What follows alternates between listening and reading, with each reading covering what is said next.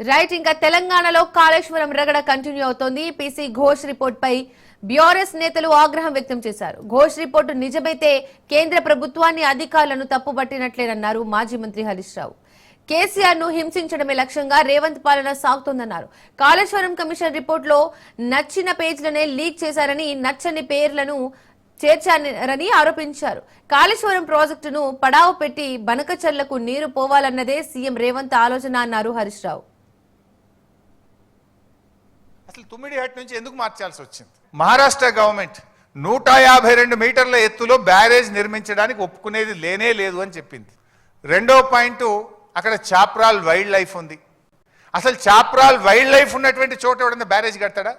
Supreme court నుంచి అనుమతి రావాలంటే 10 ఏళ్ళు పట్టినా రాదది. అంటే నీళ్ళు ఇచ్చే ఉద్దేశం కాదు, నీళ్లు లేని చోట ఇరికిచ్చిండ్రు, అంతర్రాష్ట్ర ఒప్పందాల్లో కిరికిర్లో ఇరికిచ్చిండ్రు, చాప్రాల్ వైల్డ్ లైఫ్లో కిరికిచ్చిండ్రు. అంటే మీరు అసలు తమ్మిడిహట్టి దగ్గర పెట్టుడే పెద్ద తప్పు చేసింది కాంగ్రెస్. అసలు ఇవాళ ఏదన్నా చర్యలు తీసుకోవాలంటే కాంగ్రెస్ పార్టీ మీద చర్యలు తీసుకోవాలి. క్యాబినెట్ అప్రూవల్ లేదు అంటే ఉన్నది అని మూపోటు జవాబు ఇచ్చినాం. ఇది సోలో డిసిషన్, దీనికి క్యాబినెట్ నిర్ణయం లేదు. That is the cabinet resolution, it is decision of the cabinet. And మీకు ఇందాక చూశారు, ద ఎక్స్పర్ట్స్ కమిటీ, నిపుణుల కమిటీ కూడా అదే చెప్పింది. It is not solo decision, it is cabinet decision. So governor గారి ప్రసంగం 10th March 2016 నరసింహన్ గారు, గవర్నర్ గారు అసెంబ్లీలో ఉభయ సభలను ఉద్దేశించి మాట్లాడిన ప్రసంగం. And it is approved by governor. ఆ ప్రసంగాన్ని గవర్నర్ గారు అప్రూవ్ చేసే కదా ఆయన వచ్చి చదివేది. It is approved by cabinet, approved by governor, approved by assembly.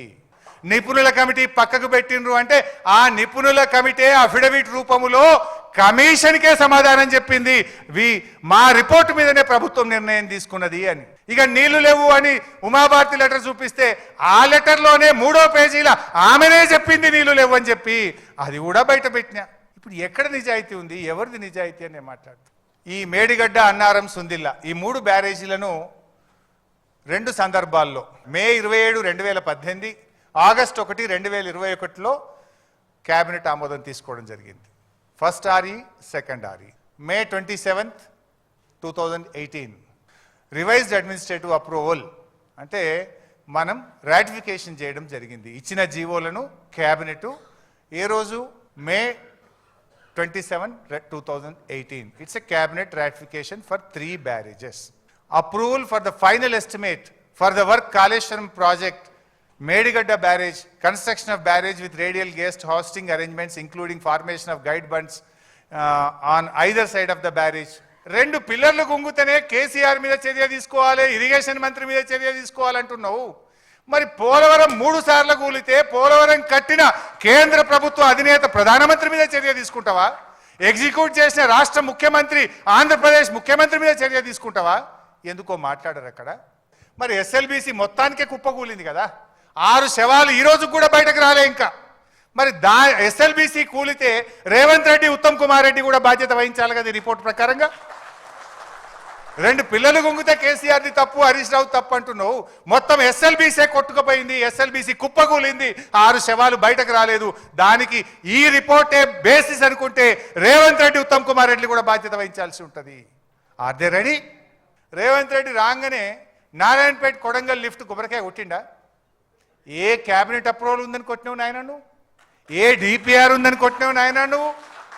A CWC commission report ఉందని నువ్వు పనులు స్టార్ట్ చేసినావు అని అడుగుతున్నా. ఇది నేను నోటి మాట చెప్తలేను. ఇన్ఫర్మేషన్ యాక్ట్లో నేను అడిగితే సమాధానం 11/9/2024లో రాష్ట్ర ప్రభుత్వ ఇరిగేషన్ శాఖ ఇచ్చిన ఆన్సర్ నాకు, కన్నెపల్లి పంప్ హౌస్ వద్దు, ఈ నిమిషానికి నీళ్లు బాగా ఇచ్చచ్చు, తెలంగాణ రైతాంగానికి నీళ్లు అందించచ్చు. ఖచ్చితంగా మళ్ళీ BRS వస్తుంది. బిడ్డ నువ్వు చేస్తావా చెయ్యి, రాజకీయాలు పక్కన పెట్టి రైతు ప్రయోజనాల కోసం పనిచేయి. లేదన్నా మళ్ళీ వచ్చిన తర్వాత మేము కొద్ది నెలల లోపలనే రీస్టార్ట్ చేస్తాం, రైతాంగానికి నీళ్లు ఇస్తాం, కాళేశ్వరం తెలంగాణకు వరప్రదాయిని అని రుజువు చేసి చూపిస్తామని చెప్పి మనవి చేసి, ప్రభుత్వం ఏమో ఒక 60 పేజీలతో రిపోర్ట్ రిలీజ్ చేసింది. ఇప్పుడు ఇంతకది పూర్తి రిపోర్టా, కమిషన్ లో ఉన్న విషయాలే చెప్పారా, ప్రభుత్వం ఏమన్నా వండి వార్చిందా? అసెంబ్లీలో 650 పేజీల రిపోర్టు పెట్టండి, చీల్చి చెండాడతాం, నిజాలు ప్రజల ముందు పెడతాం, వాస్తవాలను నిగ్గుదిల్చే విధంగా అన్ని విషయాలను కూడా శాసనసభ వేదికగా ఈ ప్రభుత్వాన్ని నిలదీస్తాం. రేవంత్ ప్రభుత్వానికి బీఆర్ఎస్ వర్కింగ్ ప్రెసిడెంట్ కేటీఆర్ సవాల్ విసిరారు. తక్షణమే 650 పేజీల పూర్తి నివేదికను అసెంబ్లీలో పెట్టాలని డిమాండ్ చేశారు. దమ్ముంటే తమ మైక్ కట్ చేయకుండా వాదనలు వినాలంటూ స్పష్టం చేశారు. స్థానిక ఎన్నికల కోసమే కాళేశ్వరం రిపోర్ట్ పేరుతో కుట్రలు చేస్తున్నారని ఆయన ధ్వజమెత్తారు. 655 పేజీల నివేదికను 60 పేజీల కుదించడంలోనే వాళ్ళ భాగవతం అర్థమైపోయింది. అంటే 600 పేజీలు వాళ్ళకి ఇష్టం లేని ఉన్నాయి, 60 పేజీలు వాళ్ళకి ఇష్టం ఉన్నవి ఉన్నాయి కాబట్టి వాటిని చూపెట్టే ప్రయత్నం చేస్తా ఉన్నారు. రెండోది నాకు తెలియక అడుగుతా ఉన్నా, రిపోర్ట్ ఇచ్చింది సాయంత్రం, అర్ధరాత్రి ఆస్థాన మీడియాకు వెంటనే లీకులు, తెల్లారే వరకే ఈయన పాపాల బైరోడు ఆన పాపాల బైరోడు అని అడ్డమైన రోత వార్తలు. అంటే ఎంత ఉద్దేశపూర్వకంగా, అంటే ఇంకా 650 పేజీల రిపోర్టు ఎవరు చదవకముందే 2 పత్రికలకు మాత్రం తెలిసి రోత వార్తలని రాసి వడ్డించి వార్చి కేసీఆర్ గారి మీద బీఆర్ఎస్ మీద ఏదైతే కుట్ర చేసే ప్రయత్నం చేస్తున్నారో, చిల్లర ప్రయత్నం చేస్తున్నారో, ఆ నివేదిక ఒక గ్యాసు ట్రాష్ తప్ప ఏం లేదు. మొత్తం దమ్ముంటే మొత్తం 655 పేజీల నివేదికను ప్రజల ముందు పెట్టండి, మొత్తం ట్రాన్స్పరెంట్ గా పెట్టండి. అసెంబ్లీలో ఎట్లా పెడతా అంటున్నారు కదా, ఇవాళ ఆల్రెడీ హరీష్ రావు గారు చాలా వివరంగా అన్ని విషయాలకు సమాధానం చెప్పారు. అసెంబ్లీలో పెడితే మైక్ కట్ చేయకపోతే, ఈ ప్రభుత్వానికి దమ్ముంటే కాంగ్రెస్ ప్రభుత్వానికి మైక్ కట్ చేయకండి. మైక్ కట్ చేయకపోతే రాష్ట్ర ప్రజలు చూస్తారు ఎవరు నిజం చెప్తున్నారు, ఎవరు అబద్ధం చెప్తున్నారు. చీల్చి చెండాడి ఫుట్బాల్ ఆడకపోతే మమ్మల్ని బట్టి. కాళేశ్వరంపై హరీష్ రావు బీఆర్ఎస్ నాయకుల ప్రకటనలు చూస్తుంటే నవ్వు వస్తోందన్నారు ఎమ్మెల్సీ అద్దంకి దయాకర్. కాళేశ్వరం కూలిపోవడం కూడా మంచిదేనని, బీఆర్ఎస్ సర్టిఫికేట్ తెస్తే బాగుంటుందని ఎద్దేవా చేశారు.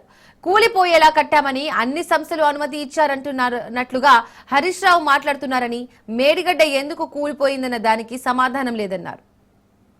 కాళేశ్వరం విషయంలో కూలిపోయింది కూడా మంచిదే అని చెప్పి ఒక సర్టిఫికేట్ తీసుకొస్తే అయిపోతుంది. బీఆర్ఎస్ పార్టీ నాయకుల యొక్క ప్రకటనలు చూస్తే నవ్వు వస్తుంది. సిడబ్ల్యూసి పర్మిషన్ ఉంది, కేంద్ర ప్రభుత్వం అన్ని రకాల అనుమతులు ఇచ్చింది, కూలిపోయేటట్టు కూడా కట్టమన్నది అని చెప్పేసి ఒక రిపోర్ట్, ఎక్స్పర్ట్స్ ఏదో అనుకూలంగా ఇచ్చినట్టుగా, లేదంటే కేబినెట్ అప్రూవల్ అయినట్టుగా అన్ని సృష్టించే పత్రాలు చూపించి ప్రజల్ని మభ్యపెట్టే ప్రయత్నం చేస్తే ఎవరు నమ్మరు. ఫస్ట్ కూలింది ఎందుకో దానికి కారణం చెప్తే అన్నిటికి కూడా సమాధానం దొరుకుతుంది. ఇప్పుడు కూలకపోతే దాని మీద చర్చ ఇంత రాకపో. అవినీతి, తర్వాత భూసేకరణలో జరిగిన అంశాలు, లేకపోతే ప్రాజెక్టు వాల్యూమ్ని పెంచడము, ప్రాజెక్టు డిజైన్ను మార్చడం, ఇవన్నీ కూడా చర్చలో ఉన్నాయి. ఎందుకు తొందరపడతారు? అసెంబ్లీలనే వద్దురు, దానికి సమాధానాలు చెప్తురు.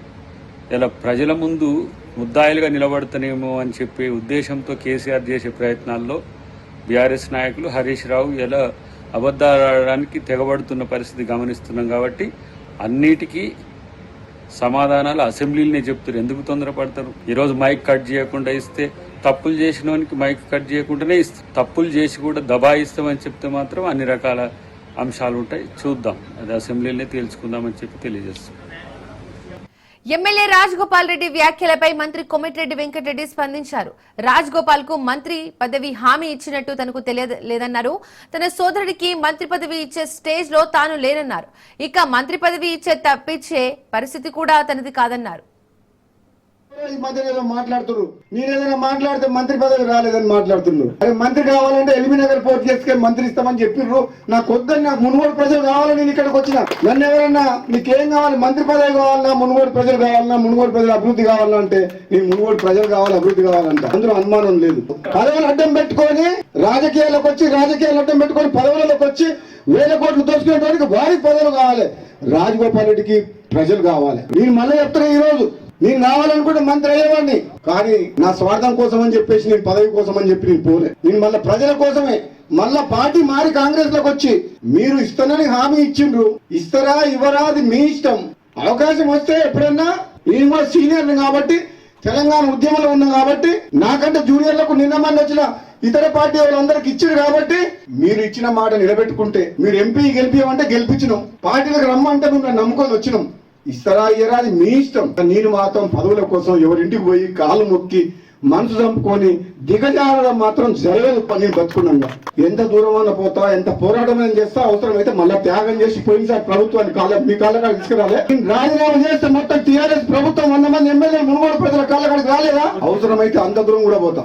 అంటే నేను మంత్రి పదవి ఇచ్చే స్టేజ్లో ఉన్నాను. నేను ఇది జాతీయ పార్టీలో కొన్ని సిస్టమ్, దాని ప్రకారం పార్టీ అగ్రనాయకత్వం నిర్ణయం తీసుకుంటుంది. సీఎం గారి అభిప్రాయాలు తీసుకుంటారు. ముఖ్యమంత్రి గారు, సీఎం గారు, మంత్రివర్గాన్ని నియమించే అవకాశం కేంద్ర జాతీయ పార్టీ కాబట్టి ఇక్కడ వాళ్ళ పర్మిషన్తో ఆయన చేయడం జరుగుతుంది. మా ప్రమేయం కానీ ఎవరి ప్రమేయం కానీ ఉన్నదల్లా. అది ఆ విషయం నాకు తెలియదు. అప్పుడు మాట ఇచ్చిన సంగతి మామూలుగా మాట ఇయ్యారు కదా.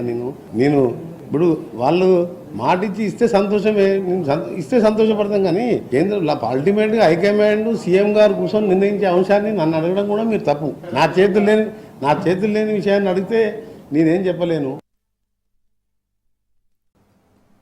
కాంగ్రెస్ ప్రభుత్వంపై బీజేపీ చీఫ్ రామచంద్రరావు ఆగ్రహం వ్యక్తం చేశారు. కాంగ్రెస్ పార్టీ కృత్రిమ యూరియా కోసం సృష్టిస్తూ కేంద్రంపై ఆరోపణలు చేస్తున్నారని ఆయన మండిపడ్డారు. కాంగ్రెస్ పార్టీ ప్రజలను మోసం చేసి అధికారంలోకి వచ్చారని అన్నారు. బీసీలను కాంగ్రెస్ పార్టీ దగా చేసిందన్నారు.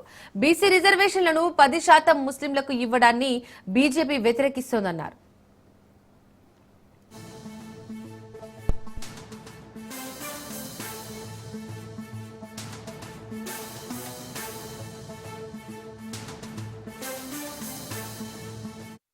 పార్టీ ప్రజల కోసం పోరాటం చేయలేదు. కాంగ్రెస్ పార్టీ ప్రజల కోసం ఎప్పుడు పనిచేసింది లేదు. మరి ఈ రోజు రాష్ట్ర ప్రభుత్వము యూరియా సరైనటువంటి పద్ధతిలో ఈ రోజు అందేక ఈ రోజు ఎరువుల దుకాణంలో ఏ యూరియా అయితే కొరత ఉన్నదో దానికి కారణం ఈ రాష్ట్ర ప్రభుత్వమే.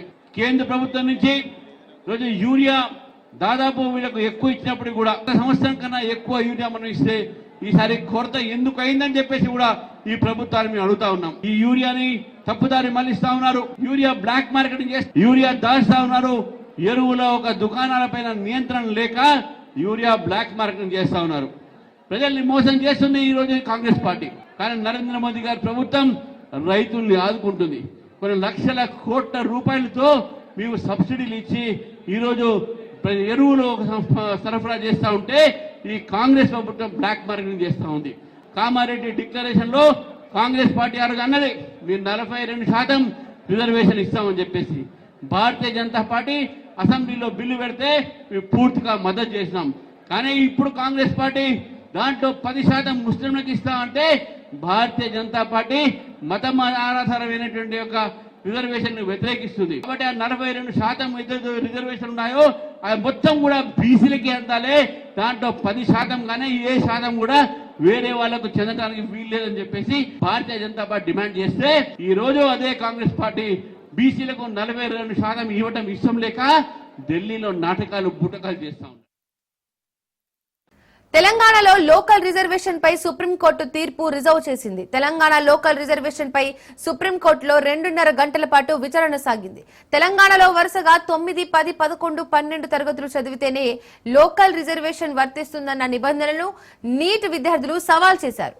తెలంగాణలో జన్మించి పై చదువుల కోసం లేదా తల్లిదండ్రులకు బదిలీల వల్ల 2 ఏళ్లు రాష్ట్రం బయట చదివితే వారిని ఎలా రిజర్వేషన్ నుండి ఎలా తప్పిస్తారని జస్టిస్ గవాయ్ పేర్కొన్నారు. ఈ బిల్పై వచ్చే శుక్రవారానికి లిఖితపూర్వక వాదనలు సమర్పించాలని ఇరు పక్షాలకు సుప్రీం ఆదేశాలు జారీ చేసింది.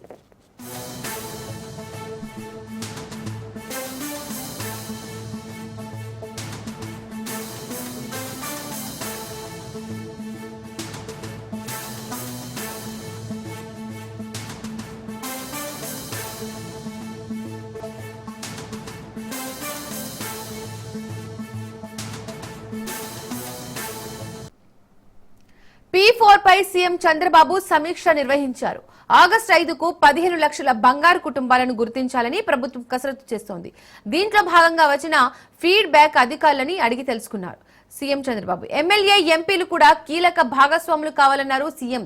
ధనికులు, పేదలను దత్తత తీసుకుని వారికి మెరుగైన భవిష్యత్తుపై దృష్టి పెట్టే విధంగా ప్రభుత్వం నిర్ణయం తీసుకుంటోందని అన్నారు సీఎం చంద్రబాబు. P4 కు సంబంధించిన తాజా పరిస్థితులు సీఎం కు అధికారులు వివరించారు.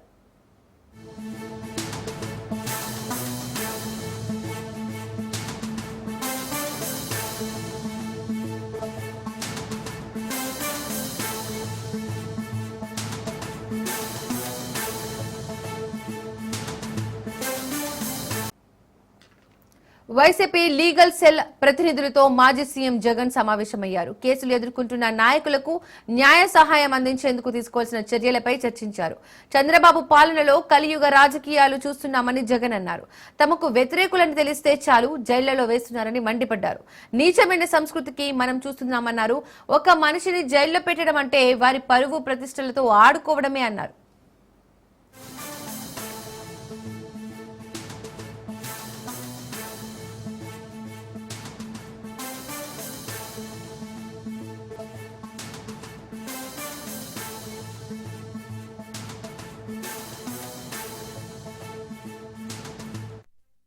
ఈరోజు రాష్ట్రంలో ఉన్న ప్రత్యేకమైన పరిస్థితులు ఏమిటో, ఈ ప్రత్యేక పరిస్థితుల మధ్య మీరు పోషిస్తా ఉన్న పాత్ర ఏమిటో నేను వేరే చెప్పాల్సిన అవసరం లేదు. నిజంగా ఈరోజు పార్టీకి అన్ని రకాలుగా ఒక పెద్దన్న పాత్ర ఎవరైనా పోషిస్తా ఉన్నారు అంటే అది న్యాయవాదులేనే చెప్పాలి.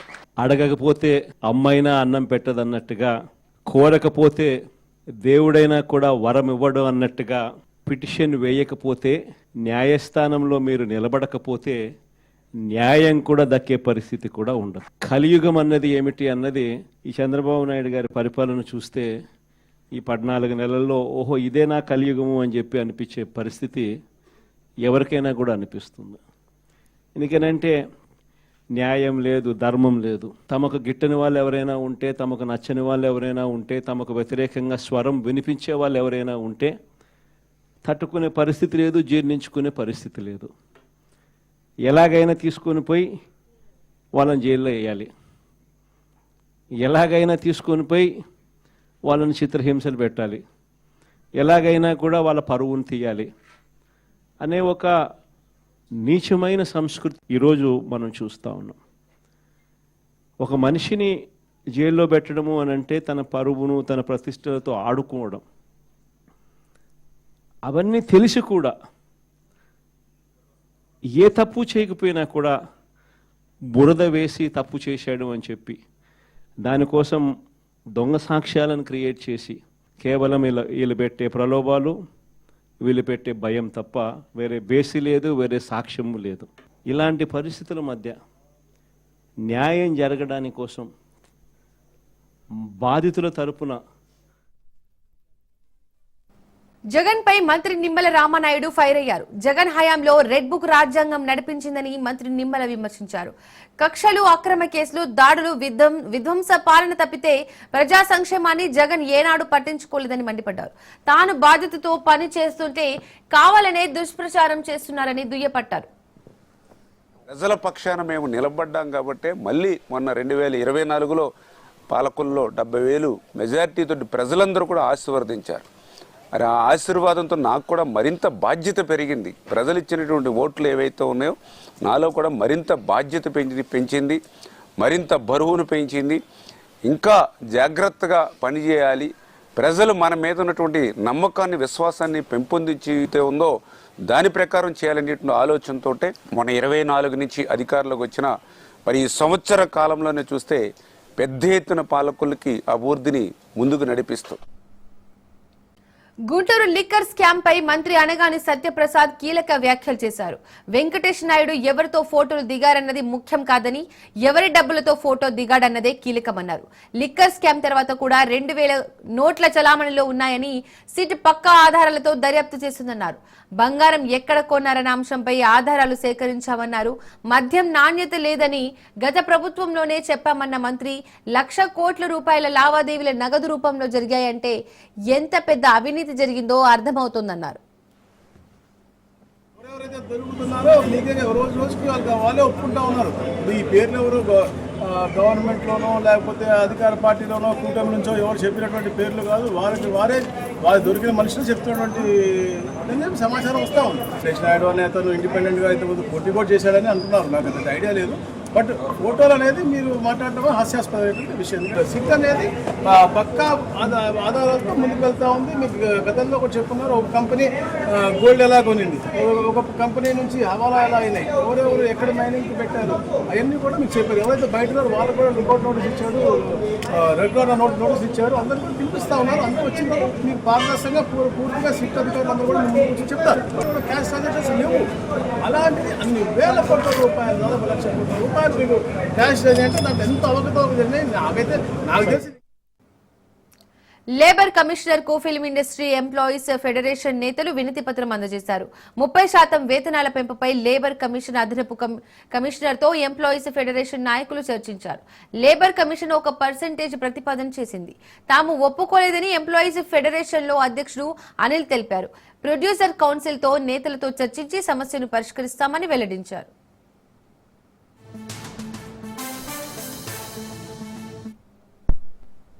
వారు క్లారిటీగా మాకు చెప్పడం జరిగింది. వారు ఒక పర్సంటేజ్ మాకు చెప్పారు, మేము దాన్ని ఒప్పుకోలేదు. మళ్ళీ తర్వాత మేము అందరితో, మా నాయకులతో అందరితో మాట్లాడి మేము ఒక పర్సంటేజ్ చెప్పడం జరిగింది వారికి.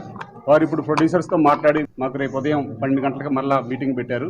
రేపు ఫైనల్ చేస్తా అని చెప్పారు. కాబట్టి ఏది ఏమైనా సంపూర్ణంగా మన తెలుగు ఫిల్మ్ ఛాంబర్ కానీ, ప్రొడ్యూసర్స్ కౌన్సిల్ కానీ, మన Telugu film industry employees federation కానీ ఏదైనా కుటుంబాలకు భావిస్తున్నాం. ఏదైనా సరే మా కార్మికులకు వేతనాలు పెంచాలనేది మా యొక్క ఏకైక డిమాండ్.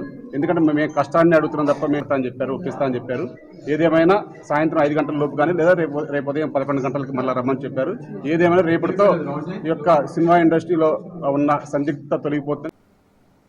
ఉత్తరాఖండ్ లో వరద బీభత్సం సృష్టించింది. గంగోత్రిలోని ధరావళి గ్రామంలో కొండ చర్యలు విరిగిపడ్డాయి. గ్రామం మొత్తాన్ని తుడిచిపెట్టాయి. ఇళ్లన్నీ ధ్వంసమయ్యాయి. శిథిలాల కింద పలువురు గల్లంతయ్యారు. ఇప్పటి వరకు 60 మంది జాడ తెలియరాలేదు. అప్రమత్తమైన రెస్క్యూ బృందాలు సహాయక చర్యల్ని ముమ్మరం చేశాయి. అయితే క్లౌడ్ బర్స్టర్ కారణంగా పలువురు గ్రామస్తులు కొండ చర్యల కింద చిక్కుకున్నట్లు తెలుస్తోంది. వారిని రక్షించేందుకు సహాయక బృందాలు రంగంలోకి దిగాయి.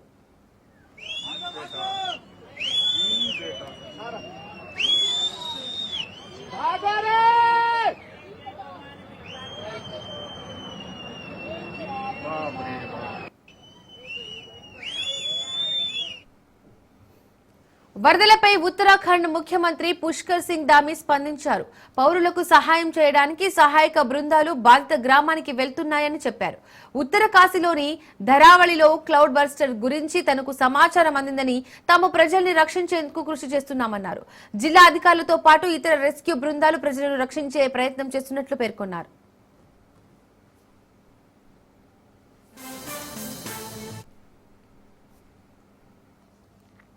బీసీ రిజర్వేషన్ల అమలు కోసం కాంగ్రెస్ పోరుబాటు పట్టింది. నేడు ఢిల్లీ జంతర్ మంతర్లో టీ కాంగ్రెస్ నేతలు ధర్నా చేస్తున్నారు.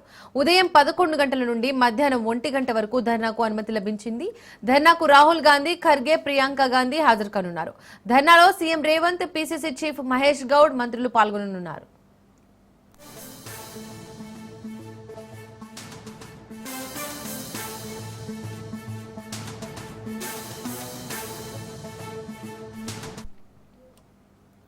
తెలంగాణలో విద్యా ఉద్యోగాలు స్థానిక సంస్థల ఎన్నికల్లో బీసీ రిజర్వేషన్లను 42% పెంచుతూ రాష్ట్ర ప్రభుత్వం మార్చి 17న అసెంబ్లీలో ఆమోదించి రాష్ట్రపతికి పంపిన బిల్లులకు వెంటనే ఆమోదం తెలపాలన్న డిమాండ్తో ఢిల్లీలోని జంతర్ మంతర్లో కాంగ్రెస్ ధర్నా చేస్తోంది. ముఖ్యమంత్రి రేవంత్ రెడ్డి, పీసీసీ అధ్యక్షుడు మహేష్ కుమార్ గౌడ్ ఆధ్వర్యంలో జరిగే ఈ కార్యక్రమం కోసం ఇప్పటికే ఏర్పాట్లు పూర్తయ్యాయి. పార్టీ రాష్ట్ర వ్యవహారాల ఇన్ఛార్జ్ మీనాక్షి నటరాజన్ సోమవారమే కార్యకర్తలతో కలిసి ప్రత్యేక రైలులో చర్లపల్లి నుండి ఢిల్లీకి వెళ్లారు. మహాధర్నాకు ఏఐసీసీ అధ్యక్షుడు మల్లికార్జున ఖర్గే ప్రారంభిస్తారు. ఇండియా కూటమిలో భాగంగా ఉన్న డీఎంకే, వామపక్షాలు, శివసేన, యూబీటీ, ఎన్సీపీ, ఆర్జేడీ, సమాజ్వాదీ పార్టీలు నాయకులు హాజరై సంఘీభావం ప్రకటించనున్నారు.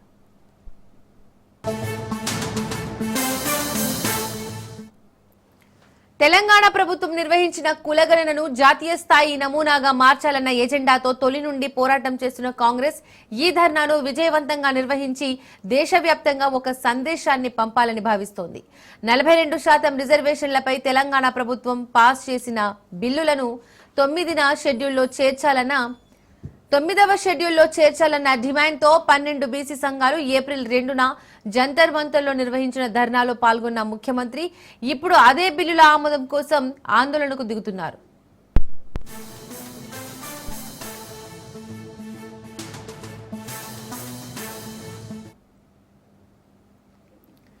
సెప్టెంబర్ 30 లోపు రాష్ట్రంలో స్థానిక సంస్థల ఎన్నికలు నిర్వహించాలన్న హైకోర్టు ఆదేశాల అమలు అంశం ఈ బిల్లుల ఆమోదంతో ముడిపడి ఉన్నందున కేంద్రం వెంటనే వాటికి పచ్చజెండా ఊపి రాష్ట్రంలో బీసీలకు రాజకీయ రిజర్వేషన్లు పెంచేందుకు బాటలు వేయాలని సీఎం రేవంత్ డిమాండ్ చేస్తున్నారు.